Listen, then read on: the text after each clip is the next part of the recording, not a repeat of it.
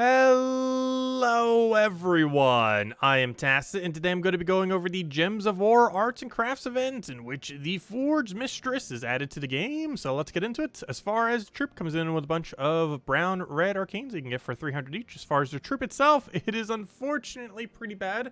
However, it is for a magic boosting kingdom, so you might still want to get her just to level it up, since Silverglade does count for magic. As far as the troop itself, it deals damage to an enemy, and if they are an elemental, it'll chant all other allies. Two big issue with this is it's not consistently going to do it, and she doesn't even do it to herself.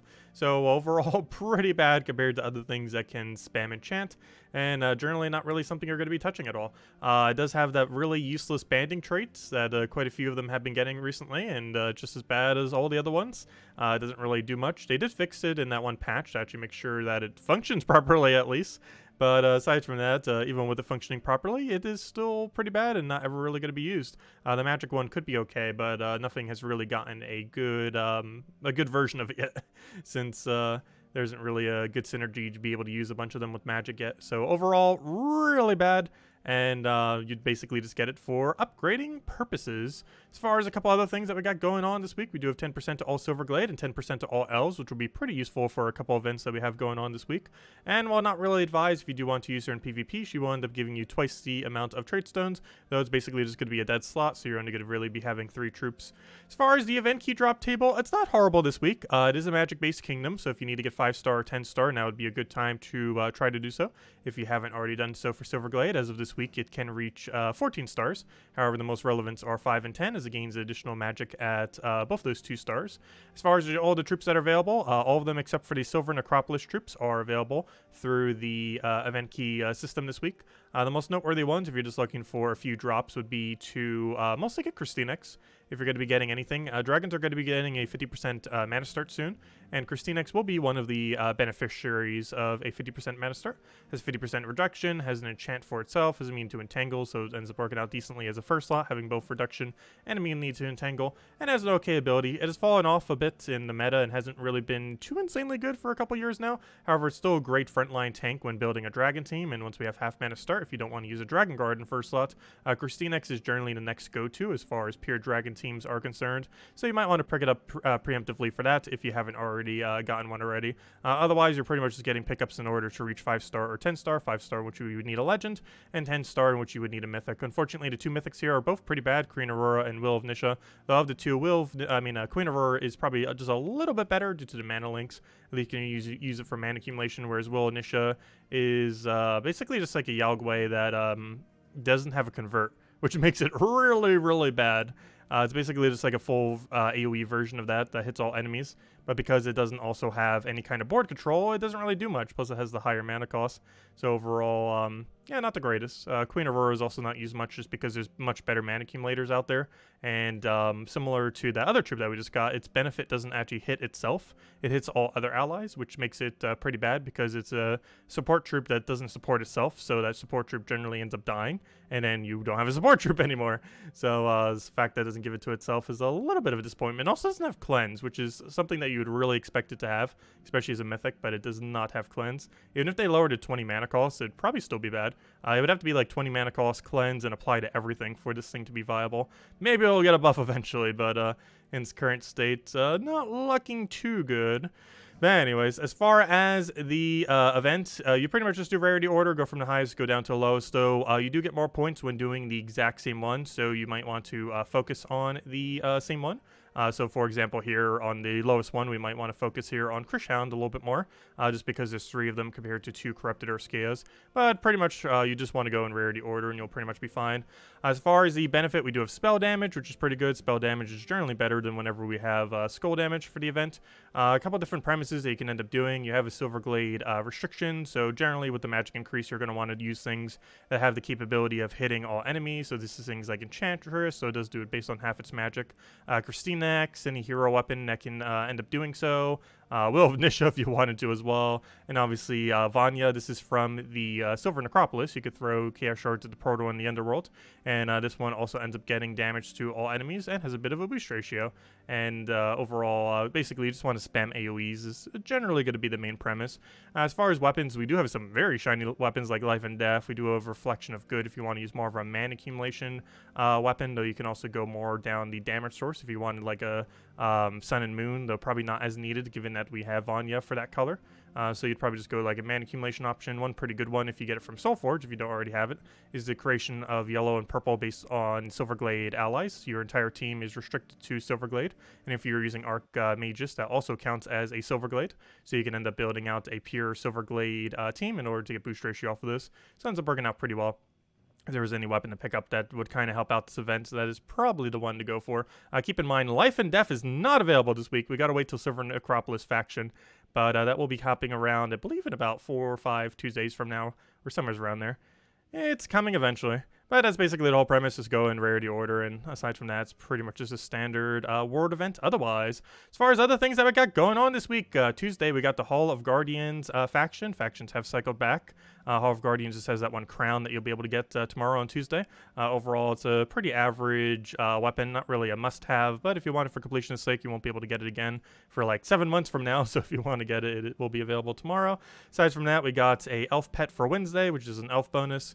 Thursday, we end up having Archmage's hero class, and while I still don't advise spending resources towards these events, it is a really good hero class, probably one of the top 3 in the entire game, definitely top 5. Main benefit for it is it's the only hero class that has both a +3 into a color while also having a natural 50% start. Closest next equivalent is Corsair, but it doesn't naturally have a half mana start, so the fact that the Archmage Magus has it attached to itself ends up making it pretty useful, and definitely a top priority for casting, especially with good purple weapons, and some of them are really accessible too, like Black Manacles, really great synergy for the hero class. So if you haven't already gotten some leveling into it, it's really good up to level 70. You can technically do it all the way to 100. I don't believe it gains a good perk for the 100th though, so getting it to 70 or just getting up in general, pretty good idea, though wasting gems for it, probably not the best unless you have a really high amount. And aside from that, this Friday we do have a dungeon event. We haven't had a dungeon event for what seemed like a while, which is kind of a good thing. Rewards payout for it is still pretty horrible as it has been. Hopefully it'll buff it at some point. But it's a pretty standard arena event, which also means we're not getting any new content this weekend, though we kind of had a lot the other weekend. Anyways, as far as Soulforge, once again, we have some really decent options, particularly as far as the legends. There is, last week, I believe we had Dragon Soul, if I'm not mistaken, and another really insanely good early game pickup, which is rather unfortunate to get 2 really good early game pickups so close to each other, because it might not have enough diamonds. However, if you are a newer player, or even just in general, if you do not own Tesla and you have 800 diamonds, you should probably go get Tesla. She's one of the best low rarity, well, not really low rarity, you know, she's a legend, but as far as the more accessible troops, she is one of the best scaling troops in the entire game, somewhat like Rowain, except instead of boosting just off its own armor, it boosts off of all the armor inside of the entire battle. This is pretty relevant because it not just boosts based on your own team and on herself, but also on the entire enemy team. This is obviously beneficial as the enemy has higher stats. It'll end up doing more true damage to them, and you can basically run this through the entire game. There's theoretically nothing she can't kill.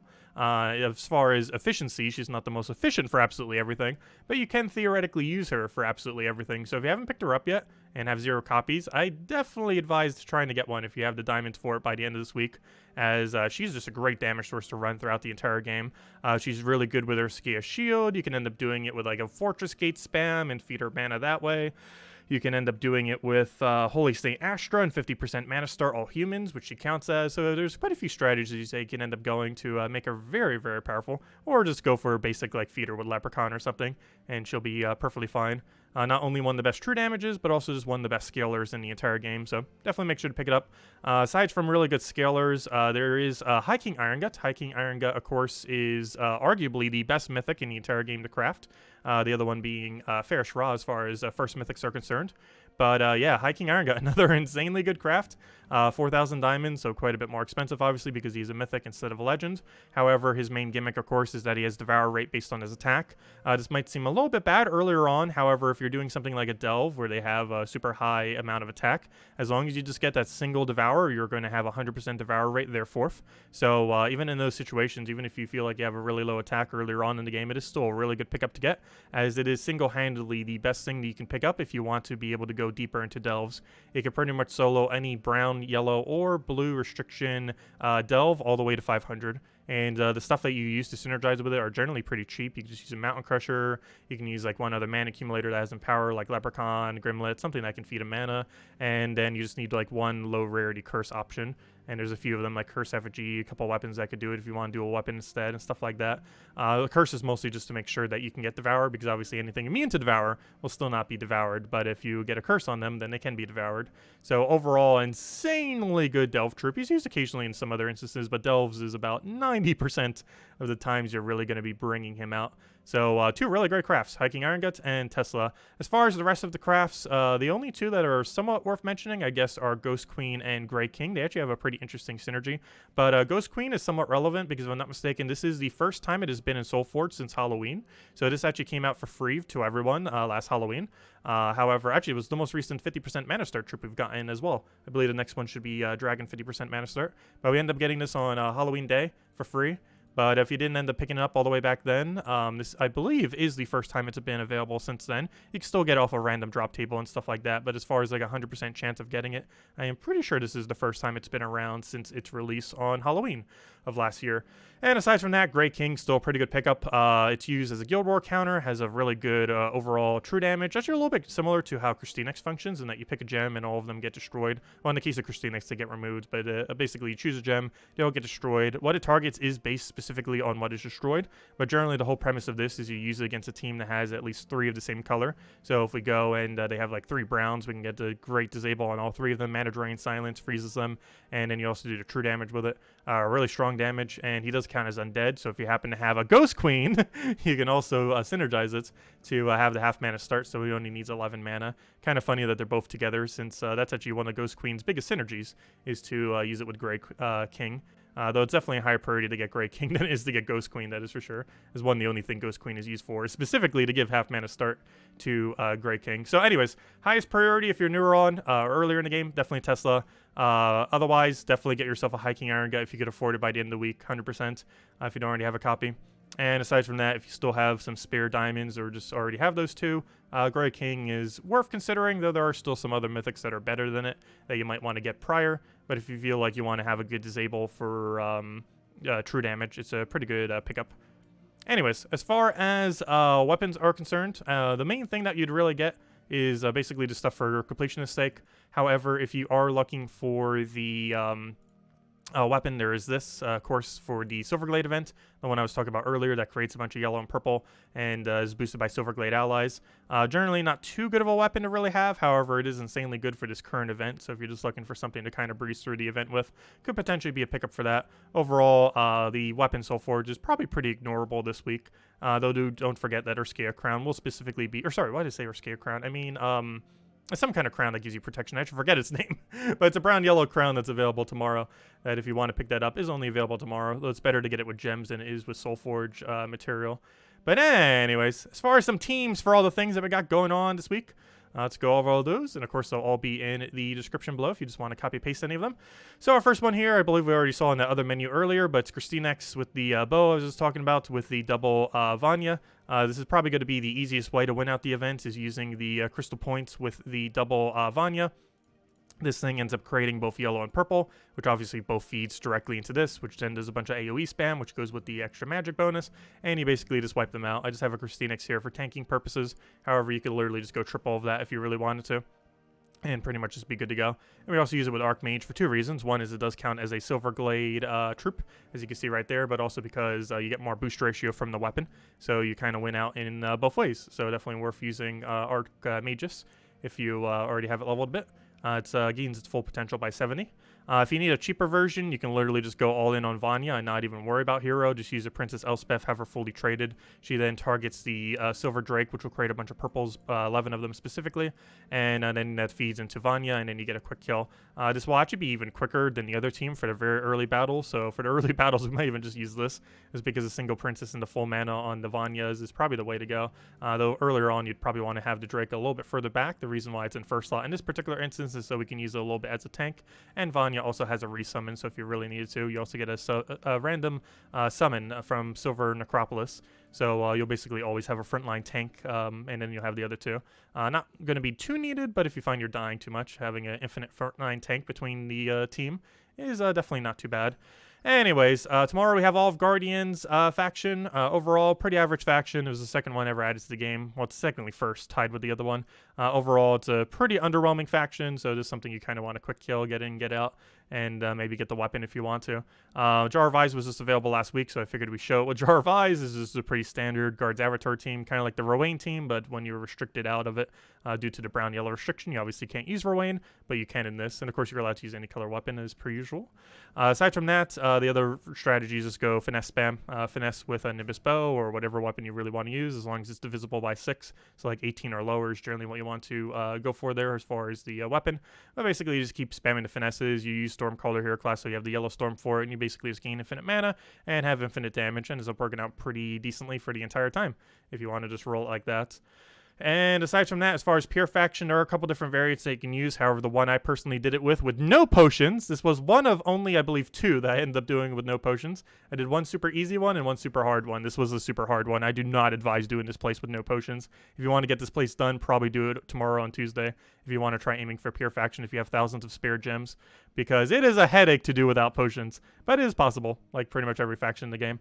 But anyways, we did it with a Silent Sentinel, Ethereal Sentinel, and then Double Gargoyle. The main premise for the final battle, because the final battle is the only super threatening one, is the Gargoyle will pretty much auto-kill you. So your main premise is you either want to kill the Silent Sentinel on the enemy team as quickly as possible, and then get the silence by the enemy hitting a skull onto your Silent Sentinel, so you silence the Gargoyle, or the slightly more consistent method, which is kill their enemy Gargoyle as quickly as you possibly can, and just hope that it does not kill you too quick. That is pretty much the whole premise. Kind of hard to do and pretty luck-based, but it can be done. But that's basically the premise. Double Gargoyle to spam down their Gargoyle, Ethereal Sentry so you can gain attack and boost up to a really high amount of attack, and Silent Sentinel not just to silence, particularly their second slot, but also just so you have a frontline tank that can gain durability and hopefully not die. And that's pretty much the premise of the pure faction. Very annoying one, mostly due to the Gargoyle having 1.5 billion damage. And aside from that, as far as Archmage hero class, you can just run Dawnbringer to a bunch of Elspeths, have the Elspeths kill themselves, and they give a bunch of yellow and blue towards your weapon, and you pretty much just auto-win. This can, of course, be done with any yellow or blue full AoE weapon. Just Dawnbringer happens to work the best, but ends up working out pretty nice, and we'll get the event done pretty quickly. And you would also be able to get multiple casts from this, since it feeds your mana basically 3 times over. So overall, pretty easy. And also, if one of the summons is yellow and blue related, you can, instead of killing the Elspeth, can end up using one of the Elspeths to kill the other unit instead, because she ends up replacing it with a random knight. And sometimes those knights have a lot of yellow and blue, since blue and yellow are pretty popular colors for knights, particularly blue. But both of them are decently popular, though it is random which one it does. It's not a chosen pick. But anyways, guys, I'll wrap it up for this video. If you still have any other questions, feel free to leave it in the comment section below. Thank you all so much for watching, and have a wonderful week. Goodbye, everyone, and thanks for watching.